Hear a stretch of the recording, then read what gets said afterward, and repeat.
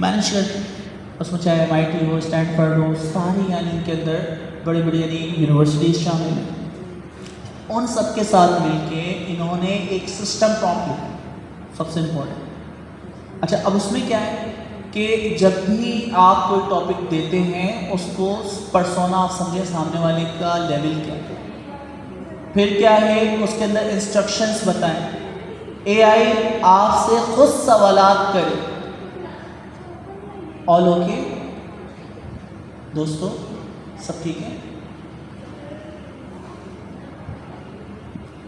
क्या हो गया? ओके।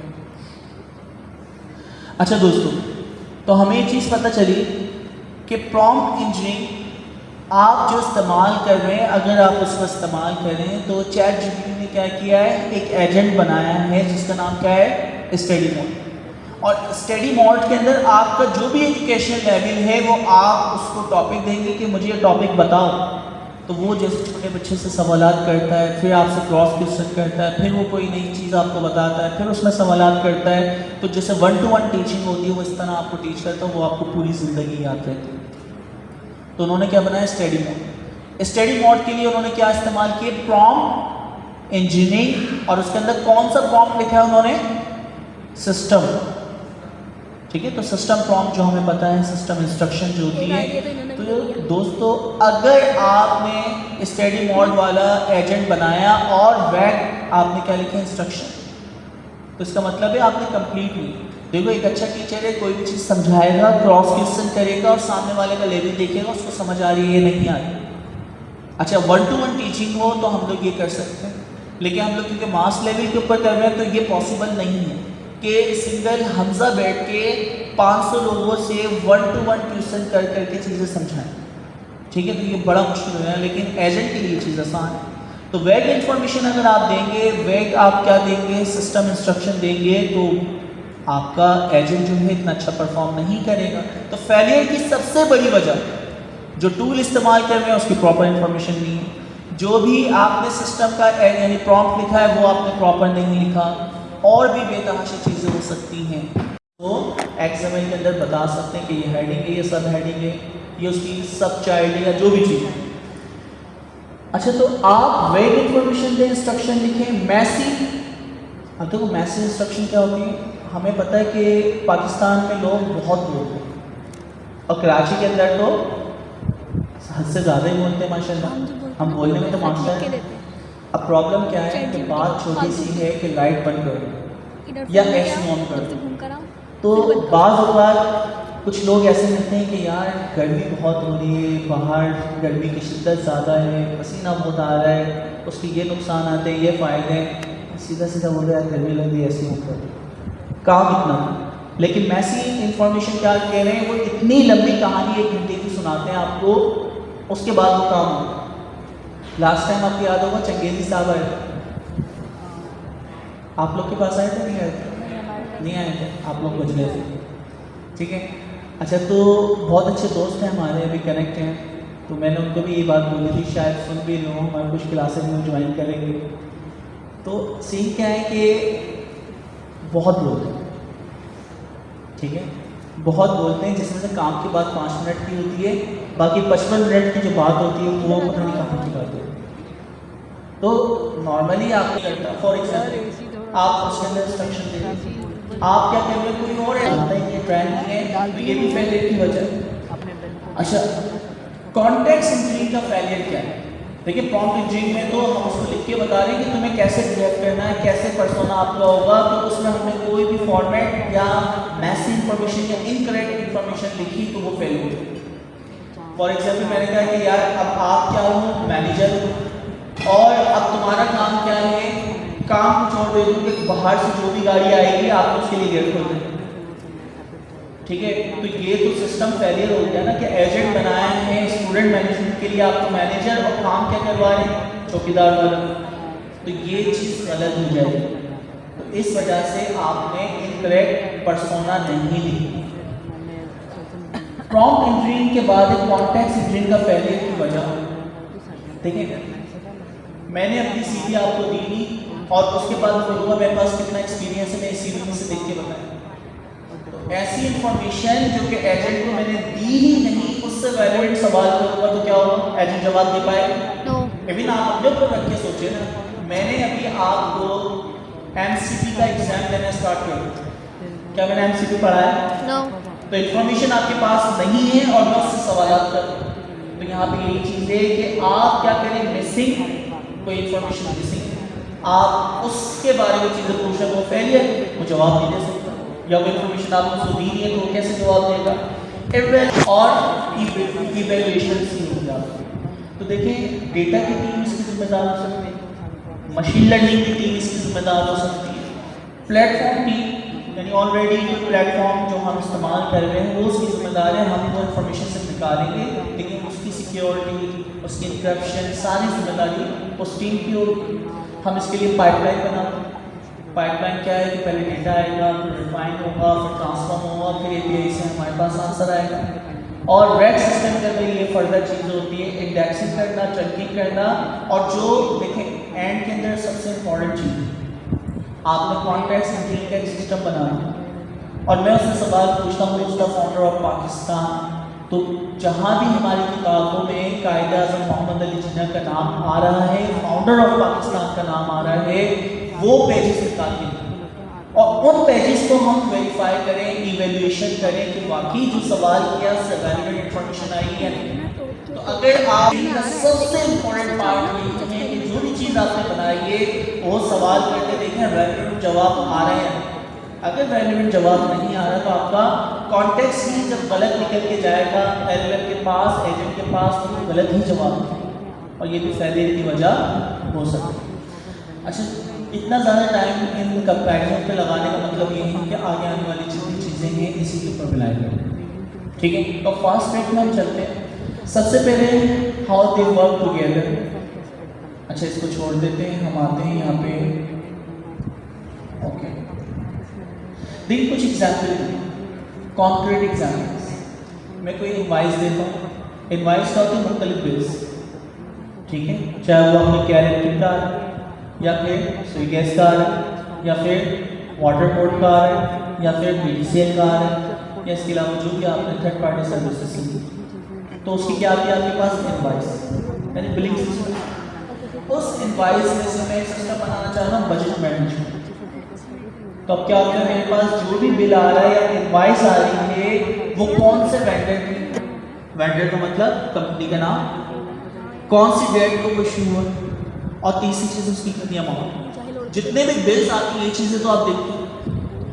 तो ये 3 इन्फॉर्मेशन ऐसी होती है जो तमाम बिल्स में मुझे देखनी होती है और उसकी बेस पर डिसीजन लेना होता है कि मेरे अकाउंट में इतने पैसे हैं, मैं ट्रांसफ़र कर सकता हूँ, या फिर आपने और अपने अकाउंट में ट्रांसफ़र करना पड़ेंगे दूसरे किसी अकाउंट से, ठीक है, या और पैसे कमाना पड़ेंगे और 30 उधार लेना पड़ेंगे, तो वो आप सोच लें क्या करना है।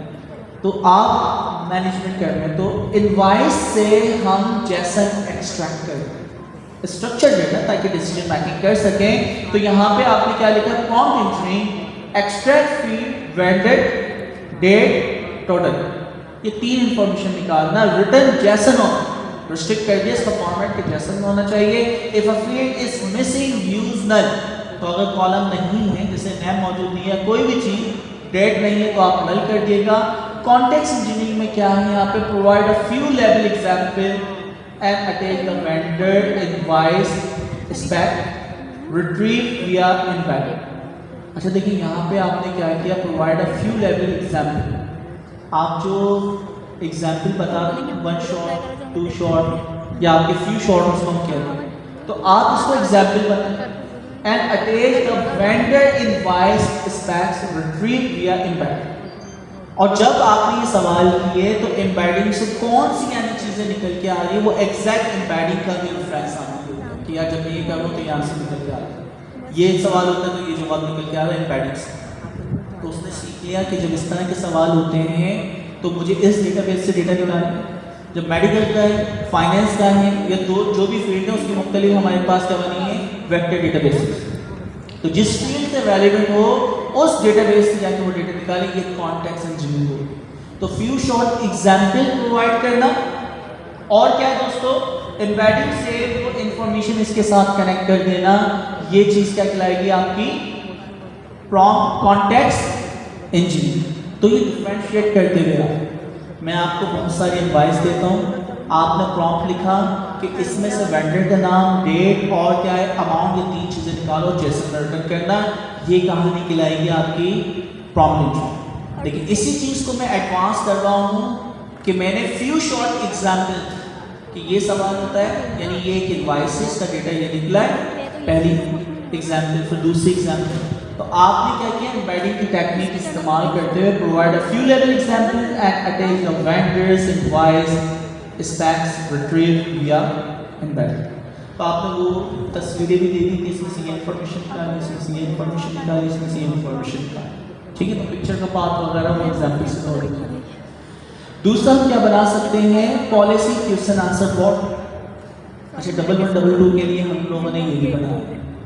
तो HR से वैल्यू में उनके ऑलमोस्ट 148 या 150 के नियरेस्ट क्या ऑपरेशन परफॉर्म है।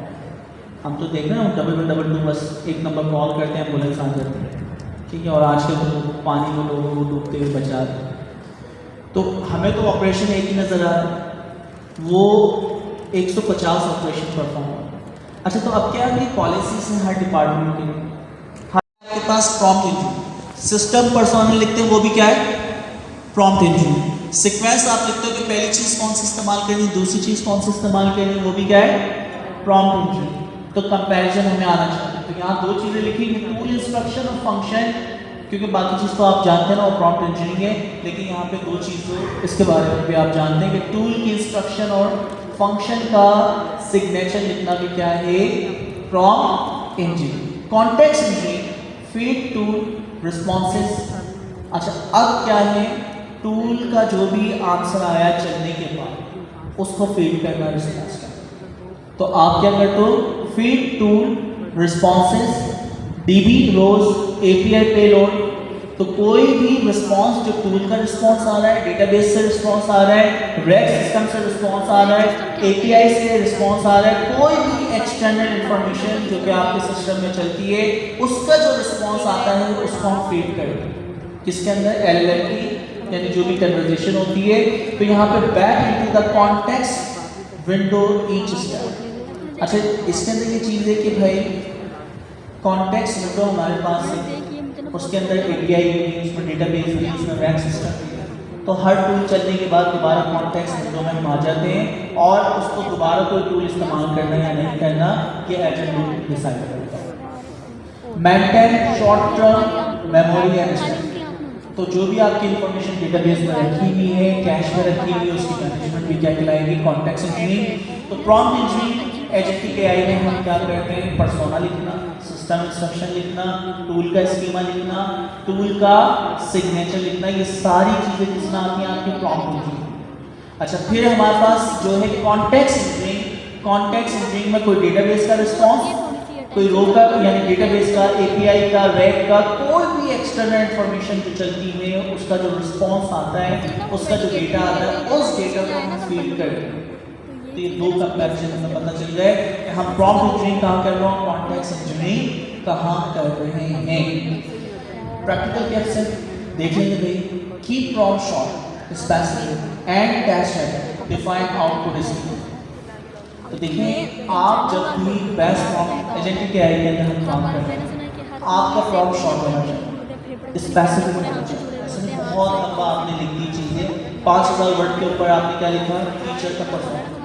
तो इतना नहीं लिखना, सिर्फ आपको बता रही योर टीचर समझ जाएगा कि आपको चीज़ें सिखाते हुए बात करनी है। तो प्लीज स्पेसिफिक, हमें बहुत मैसी डेटा नहीं लिखना। फिर क्या है कि प्रॉम्प्ट शॉर्ट होना चाहिए इनिशियल लेवल, लेकिन आगे जाके जितना आप उसको प्रॉम्प्ट को पढ़ाएंगे उतना वो स्पेसिफिक होता जाएगा। स्पेसिफिक का वर्ड कर दी, तो स्पेसिफिक का मतलब है मैंने टीचर कर दिया, वो जनरल टीचर है भाई।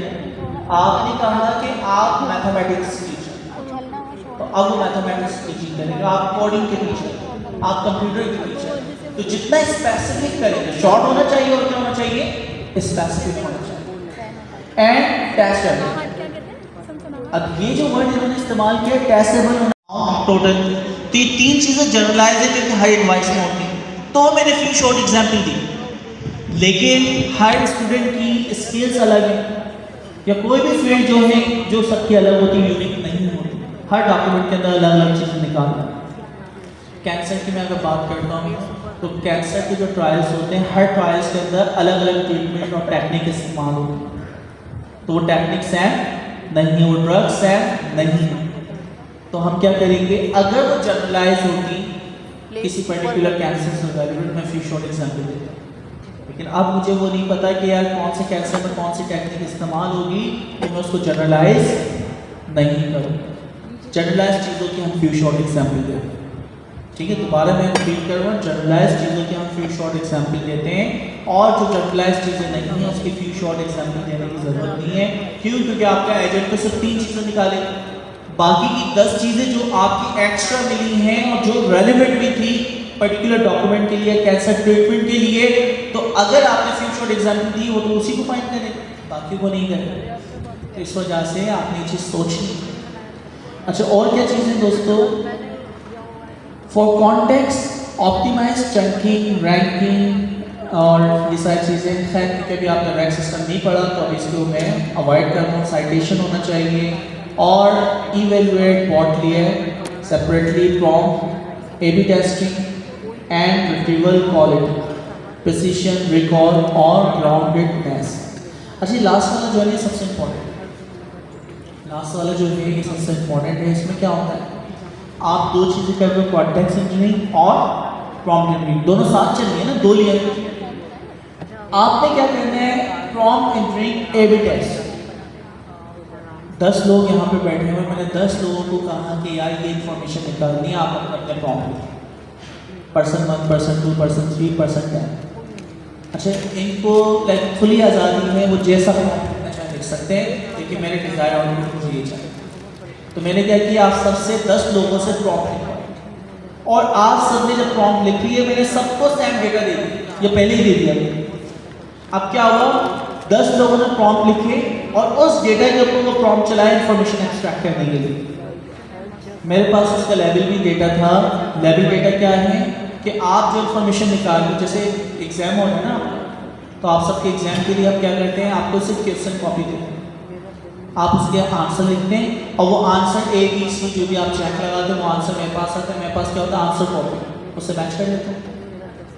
जिसके नंबर सबसे ज़्यादा होते हैं वो मॉडल सबसे अच्छा है, उसको सबसे अच्छा है। बाज़ बात किसी का तुक्का भी लग जाता है, ठीक है। तो अब क्या हुआ, जिसके सबसे ज़्यादा आंसर कॉपी से आंसर मैच हो रहे हैं वो मॉडल सबसे अच्छा है।